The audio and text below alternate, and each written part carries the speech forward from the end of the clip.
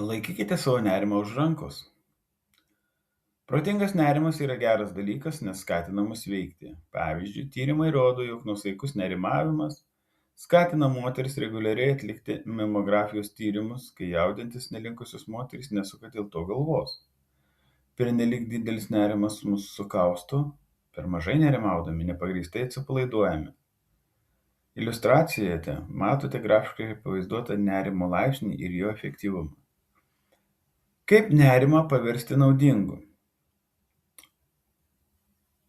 Užuot bandę atsikratyti, išmokite laikyti jį draugu ar išsigandusiu vaiku ir paimkite už rankos. Kai išeisite iš savo komforto zonos, tikėkitės pajusti smilktelint nerimą. Būdamas jo draugu ir laikydamas už rankos, įstengsite puikiai pasirodyti ir tapti laimingesniu žmogumi. Nėra tokio dalyko kaip grynas malonumas, jį visuomet lydi šioks toks nerimas. Ovidijus.